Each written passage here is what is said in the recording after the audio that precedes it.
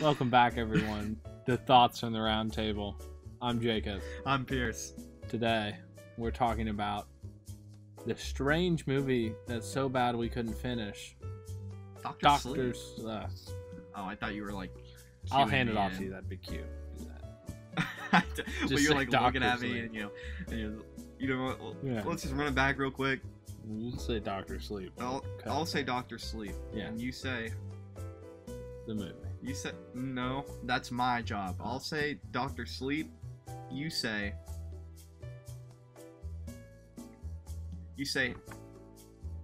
We're gonna be talking about the movie. Oh. You know that. We're going to be talking about the Doctor Sleep. So talking about Doctor Sleep. We're keeping these in. Yeah, no, I think that's smart. Let's get to the movie, shall we? Yeah, please join us at the round table. Okay, so Pierce and I were not quintessessors of The Shining. That was kind of just mediocre. Yeah. Hard to understand. Didn't really get the hype per se. Yeah. So this movie, whatever momentum The Shining had, this movie killed it. You know, it was like one of those.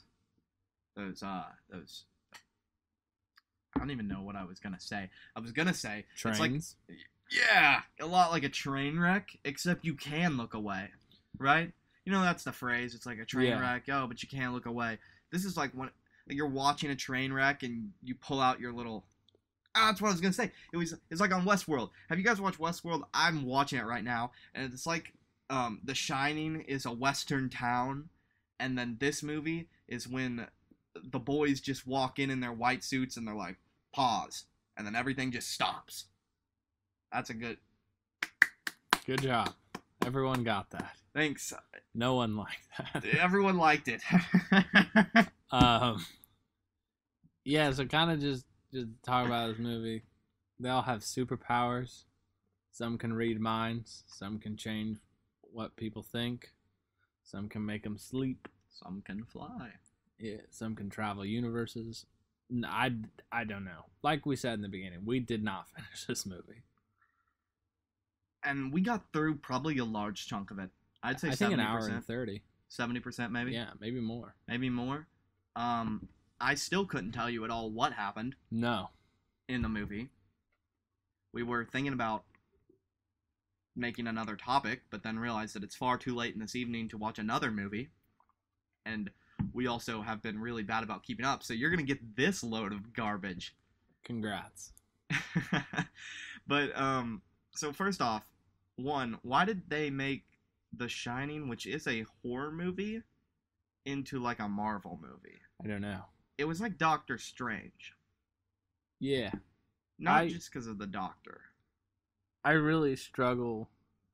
Obviously, in horror movies, there's a hero and a villain, you could say. You have your good guy, your bad guy. Look at Insidious. Obviously, there's good and bad. Look at Hush, good and bad. This movie, heroifies it. Is that a word? Yeah. Makes it a hero film? Maybe. The Shining was never meant to do that. No. I understand that Doctor Sleep is a book, and maybe this does happen in the book. But I just don't... They feel like they don't belong in the same universe. Mm-hmm. You know, this one, like, in The Shining, there's like 4 people. Very, eerie, creepy. Not really scary, but gives the mood. Yeah. Not this. And the big thing that threw me off about it is the going between 4 or 5 different characters. Books have a big problem with this. And it's stupid. Don't do it.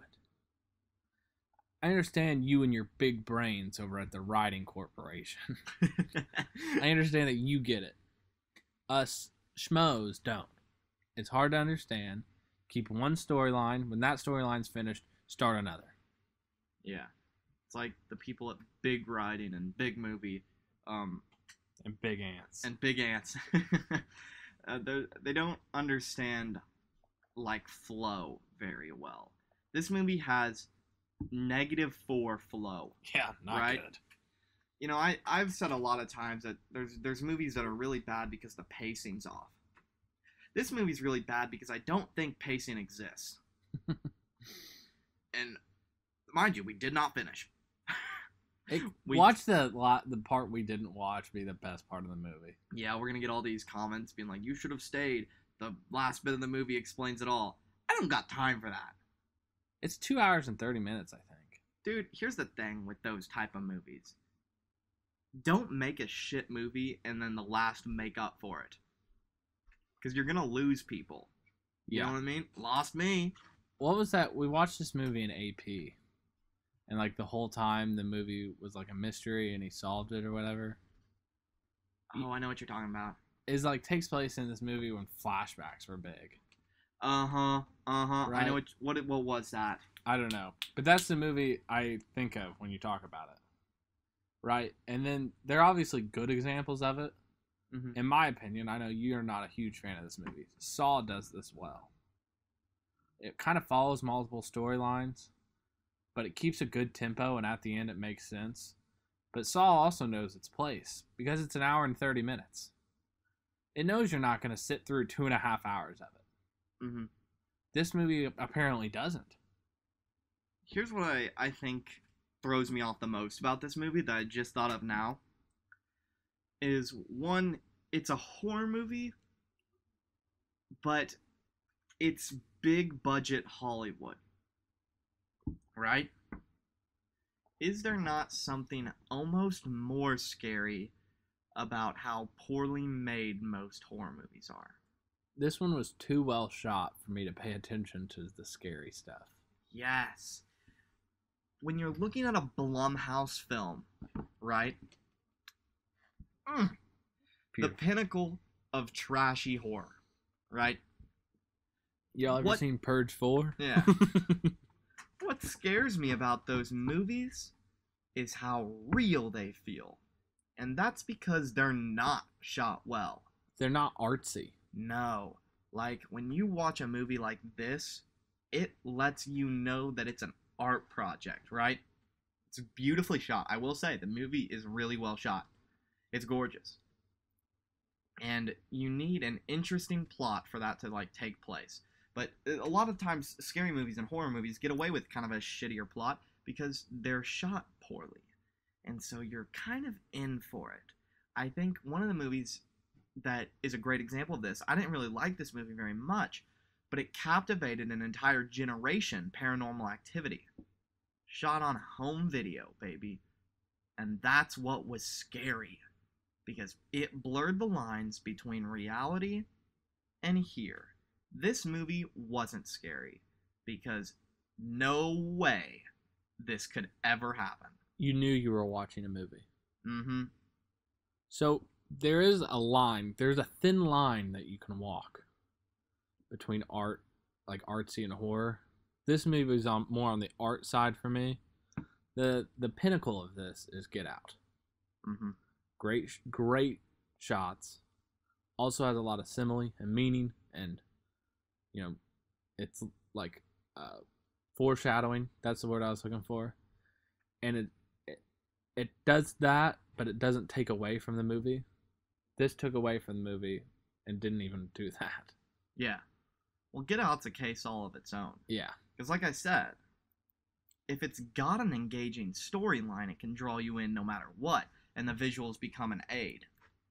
But like when your storyline kinda sucks, Dr. Sleep isn't interesting.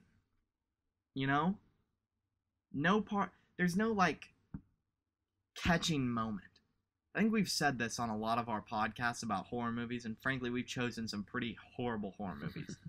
Most of them that we love. How did we watch Tusk and finish it, but didn't finish this? Dude, because this is the point I'm about to make. How did we watch Tusk? How did we watch In the Tall Grass? Truth or How Dare? did we watch In the Tall Grass twice, fully, and enjoy it both times? And that's because this horror movie lacked the quintessential factor that bad horror movies have to share. The line. The catching moment. The moment that you commit yourself and you say, I'm all in. You know, in the tall grass, when he's like, all flesh is grass and crushes the head. Imagine if he didn't say that. Imagine if the scene with The Rock didn't happen, and instead we went through another 30 minutes or 20 minutes of Becky. Because that movie starts out slow. Like this one. Yeah. But this one didn't get better. It didn't get funnier or interesting or like have that catching line. I think we would have turned it off. I think they tried, right? Because there's that scene where he's in the hospital for the first night, and then the guy's like, "Doctor, sleep," and you're supposed to be like, "Oh, verbal meme."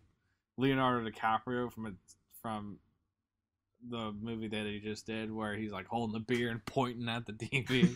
You know, that's what every time I hear title, that or like the point Pierre's talking about. That's what I think. Like, there it is. Yeah, this movie just failed.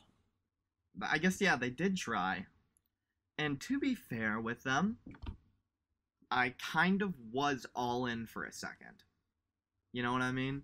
When he said Dr. Sleep, and I was like, wait a second, is he just gonna be like this death doctor? That's cool. That would kind of be a movie I watch. That's a really cool concept. But then they just kind of forgot that happened. Yeah. Also, where did the cool cat go? I don't know. There was this cool cat that knew when people were dying, which brings into the question. So that cat had The Shining. Yeah. So it's just any life form. And it had blue eyes. And so I think blue eyes is got to be a thing, like a trait. Shining? Okay.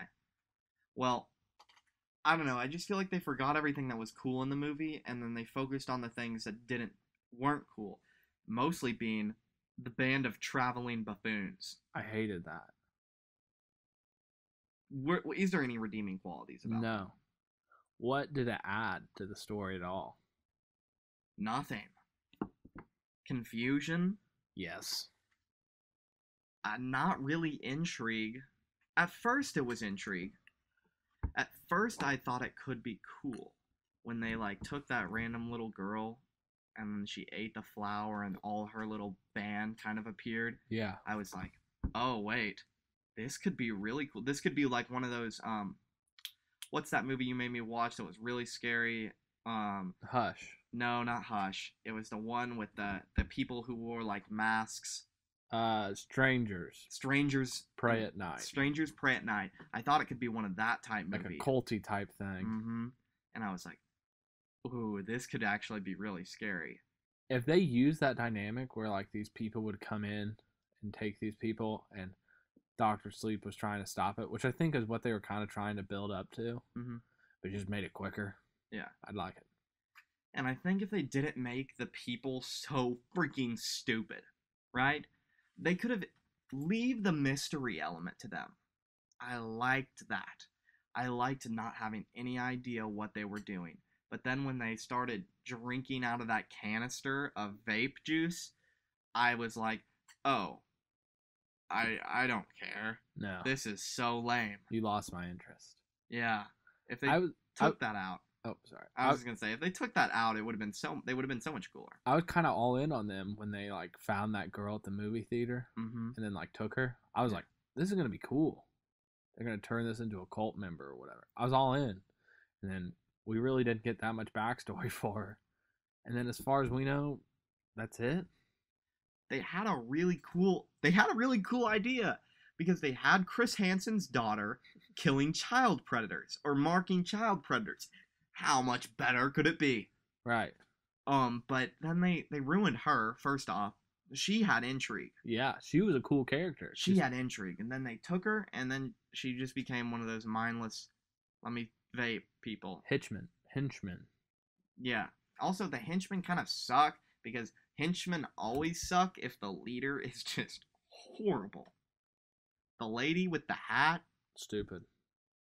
Talk about like the most non-threatening horror movie villain of all time. Like looking at her, like I could be like, I could take her. Like I know I couldn't, but there's no threatening presence about her. Just 'cause she had the Shining. Yeah, That's what was threatening. Just dumb. Not a great movie. That being said, we have some questions. If you had to choose someone in the world who had The Shining, who do you think it would be? I think everyone's thinking the same thing. Let's be honest. I think if we do a 3, 2, 1, we say it at the same time, it's gonna be the same name. Okay. 3, 2, 1. Elon. Elon Musk. Yeah. Yeah.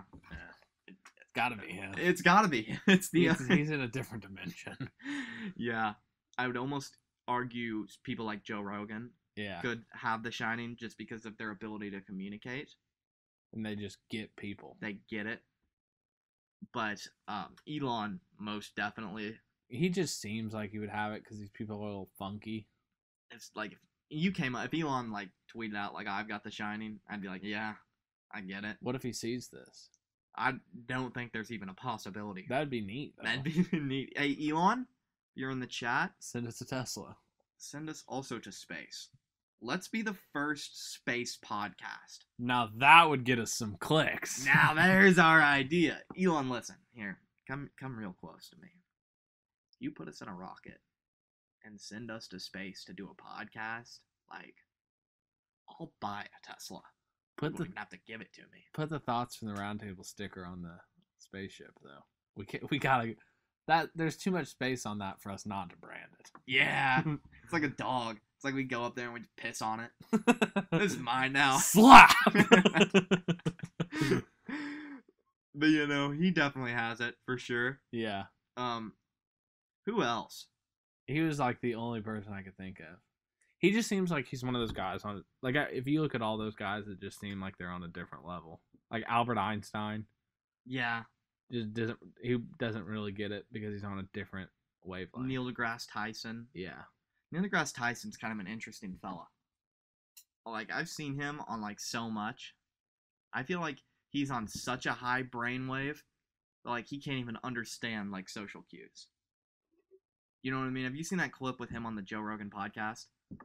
Where he's just talking, and Joe is, like, visibly getting pissed at him. And because he wants to say something. Mm-hmm. And then every time he'll be like, ah! And then Neil will just like, no, I'm talking now. And he keeps on going. And it's like so funny. But I almost feel like his brain, it's like so high up there, they can't even realize that he's upsetting people. Yeah. I don't know. I also don't really understand the Shining powers. It's a cure-all. Is it? You know, did you ever watch The Flash? Part of it. You know, season 1. Yeah. When what was it, the arc reactor or something like Exploded that? Or whatever. Yeah, and a wave of dark matter washed over and created all the metas. Yeah. That's what The Shining is. It's like, I don't think, no one really gets the same ability except to speak in the heads. But, like, everyone gets a little bit different. You know, you got people that get turned into speedsters, but you also get the people mutated into the alligator. There's just... It doesn't make any sense. There's no pattern. Why does, like, Mr. Dude, what is his name? Obi-Wan. Why does Obi-Wan have to put his monsters in boxes, but little girl is just like an omnipotent being? I don't know. Why is the little girl's memories in a file cabinet like Patrick's memories off SpongeBob, but the freaking one lady has the Library of Alexandria in her mind? Doesn't make any sense. So as you can tell, we didn't finish that movie because we didn't like it. If you don't like it, you can suck a toe and not watch the video. So we're gonna talk a little bit about ourselves because we're very selfish. True. In case you guys couldn't tell, we were gone. Both of us were on vacation. I went to Florida, Destin. Anything interesting happen? Yeah, I got engaged. Woo! I'm sure if you guys know me, you already knew that. But yeah, it's pretty exciting, I guess. That sounds bad. It is very exciting. I'm very happy. Gonna be married. We're thinking August 14th next year. So, big things. Big things. Big plans. Big moves. Yeah. I went to something, if you're putting on a scale, maybe a little bit more exciting, maybe less. I went to the Black Hills. Really beautiful area. They're so beautiful. It's a gorgeous area. We went we went in like the most awkward time possible to choose our vacations. He went 1 week and then I went the next, so we couldn't record any podcasts. But yeah, it was pretty cool. I'd like to. I don't know. There's not really much to really say. Nothing really exciting like that happened to me. You know, I'm just chilling here. Peacing out. It's pretty cool. Went to the Corn Palace. Pretty awesome place. Lots of corn. See, you know they didn't sell corn? Oh, I didn't know that. They don't sell corn at the Corn Palace. No popcorn. No ear of corn.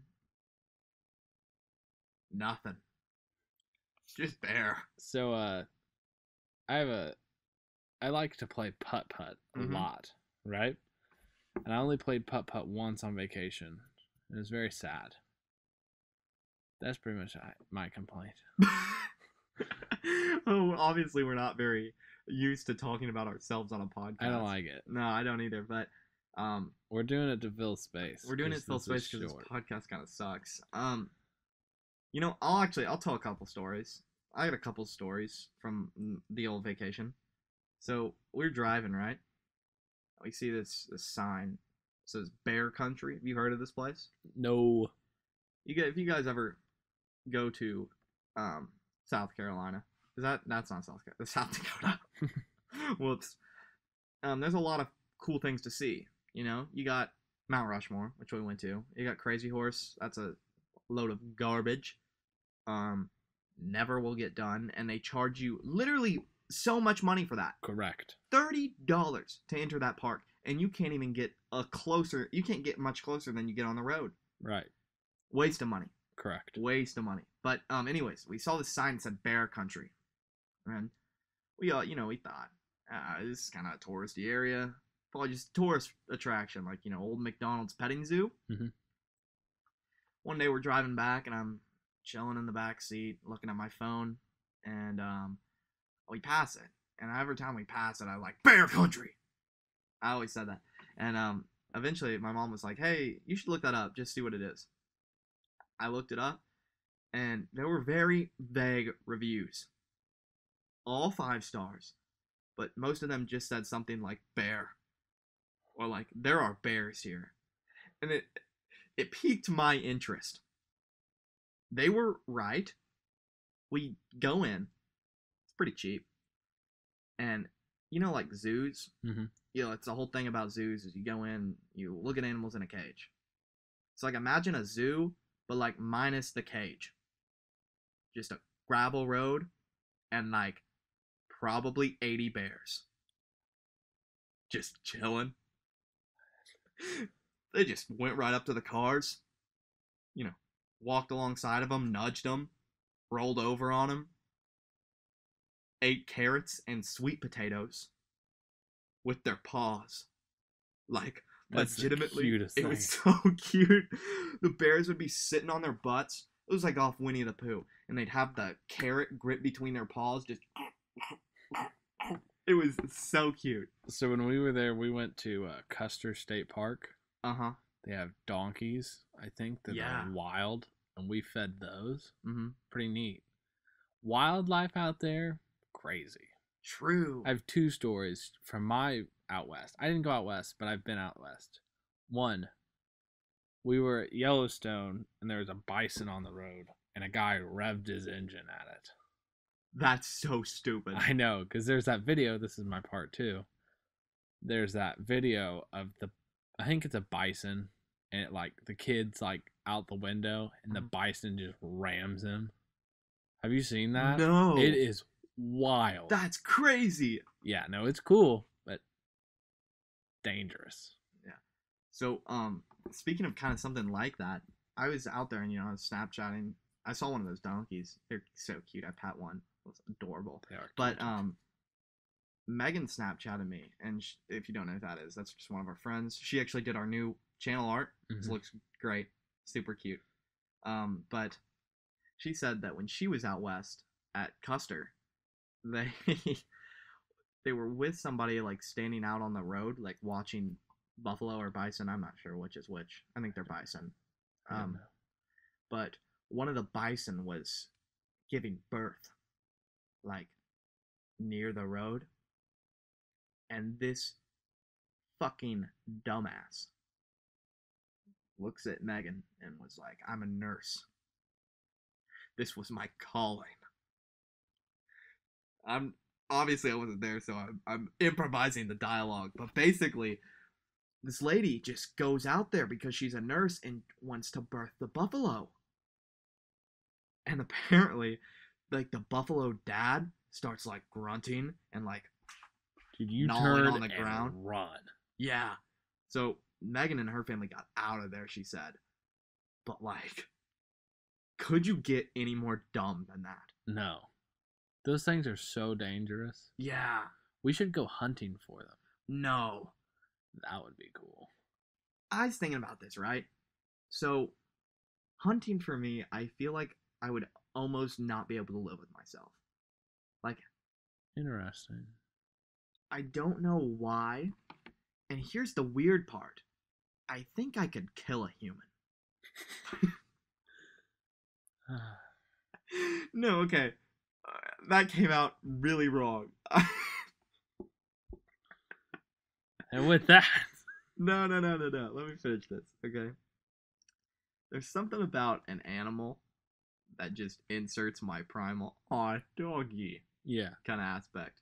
Where I almost just kind of I want to go like hunting, but for like all the parts of hunting besides shooting. Like stalking, yeah.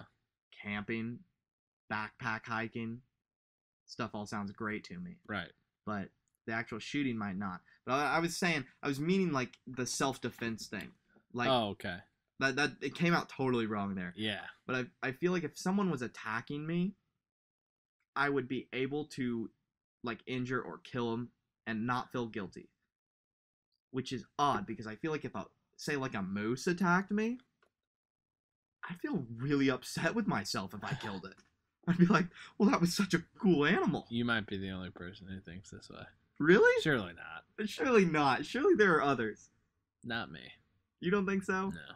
You think you kill a moose? I think I could kill both. If it came down to it. We've talked about this before with apocalypse stuff. I think I have a switch in my brain where I think it's okay if you don't have a use to die. And yeah, I don't like that I think that I have that switch, but I'm pretty sure I do. Yeah. If need be, I'm becoming a crazy person. Dude, so talking about kind of like that stuff though, so I've been reading this book called like Red Rising. Mm-hmm. Fascinating book, really great take. It is an interesting book looking back because it adds so much lore, but still feels like a future that's possible. But basically, in that, humans, like, natural selection stopped affecting humans because, you know, we were born into such, like, wealth and prosperity that it was almost like everyone, it was starting to seem like people were really created equal, you know, like the old phrase said. So what the people in power did, which was freaking fascinating, is they instituted natural selection themselves. So basically in the book, there are different like colors that you can be born to. So you've got reds, which are, and this is all on Mars, by the way, so for people who don't know, but there are reds who like work the earth, and there are other colors like greens and browns, I think, that are scientists and teachers, and then there are pinks and that are like prostitutes, and you're born into the color and you're born into your role. Yeah. So like if you're born pink, then you're a prostitute from birth. They got no way to grow. They got that from Brave New World. Probably. Yeah. Have you read Brave New World? No, I haven't. That should be your next book. Okay. But so the people on top, right? They're golds. Yeah. And so they wanted to keep evolving as a species and keep killing the weak even though they were already so strong. So for their school, the first test of their like academy for golds is you were paired off randomly with another person, sit in a room, and your only task, they threw in one ring, and you needed the ring to be a member of the school. Kill the other. No weapons, butt naked. Just natural selection in its purest. The strong survive, the weak die. What the even heck? among the strongest. And that has been like such a fascinating concept to me. Not like that it's cool and that we should do it. I'm very much against a culling of children. Sure. But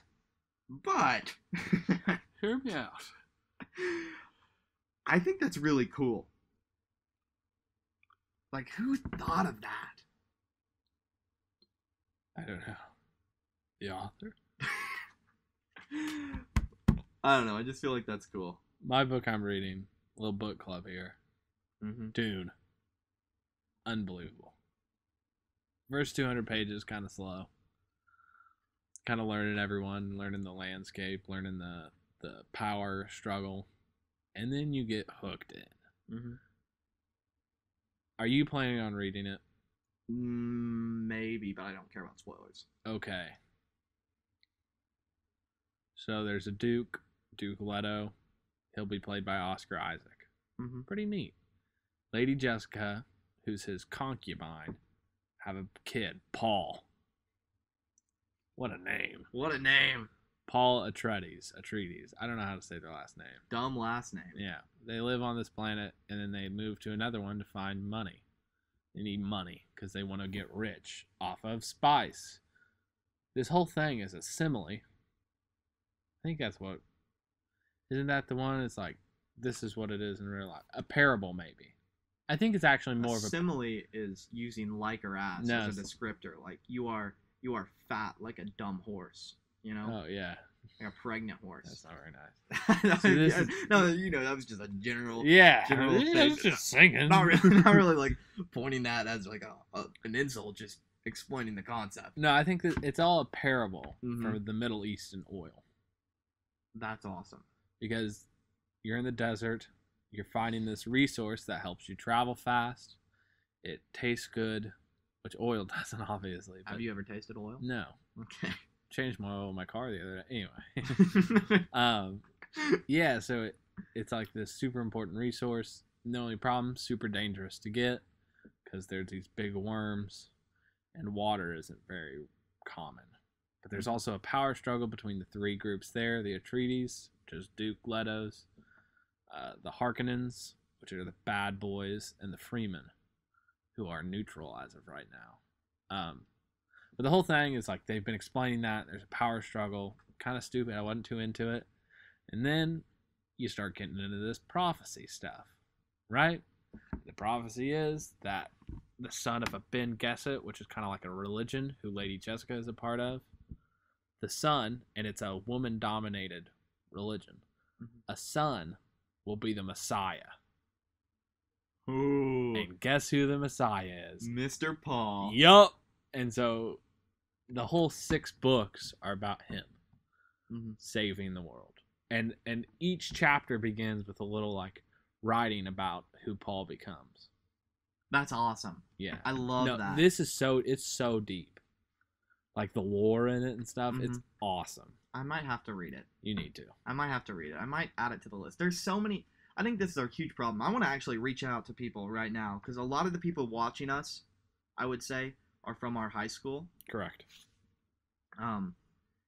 If you're chilling and you're in high school right now, anywhere across the board, right? Or if you're in college or anywhere in life and you have been under the freaking dumbest impression that reading is lame, which everyone I feel like in high school especially gets that like almost sickness, I would say. I did. Where you're like, oh, we have to read for school, so I can't read for fun. This shit sucks. This is just school. Mm-hmm. You are completely missing out. I did the same thing. You miss so much time. Yeah. And then you have to catch up. Because when you wise up and realize that books are actually awesome, and there's so many stories that you haven't heard because they're not on TV, start reading. Yeah. You know what I mean? It's just such an incredible pastime, and there's so many stories out there, more than you can even imagine. You know what I mean? Yeah, I have one last thing to say. Mm-hmm. Do you think books are the best way to tell a story? Uh-huh. I do too. 100% I do. I do too. I was thinking about that today at work. I think that... They're cheap. Yeah. You can tell an amazing story. You can be super descriptive. I really struggle because I have, like, I would say, for people who know me know this, I have a real passion for wanting, like for movie making, right? I would absolutely love to be a director of something. But here recently, I've had kind of a new type of, like, dream, and that's to become an author. And I'm slowly starting to realize that that might be... I always thought it was movies, but I think it actually might be books. I just feel like there's a huge problem with movies, which is the time constraint. And why I would argue that nowadays, I think movies are the least best way to tell a story. Mm-hmm. I think TV shows have a shot, a contender. Mm-hmm.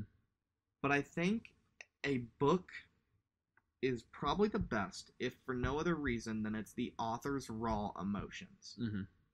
Because anyone can write a book.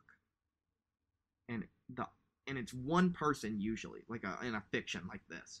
It's like somebody had this idea and they put it on paper and it's their exact vision. I feel like too often, like, directors' visions get muddied by corporations and all that crap. So I think that that might be the most pure way to tell a story. And that's why so many people resonate so highly with books, I think. I agree. Anyways, I hope you guys enjoyed our podcast about Dr. Sleep. Yeah, we ended up doing about half Dr. Sleep, half whatever we wanted. Yeah, and I think it was kind of fun. Yeah. If you enjoy more like this, let us know. Yeah, I mean, we like talking. So, if you want to hear us talk about books a lot more, let us know. I would love to start, like, a book club on here. As would I. I don't know if we have the audience to do a book club.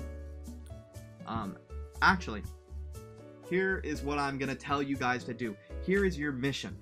If you don't already follow us on things, follow us on things.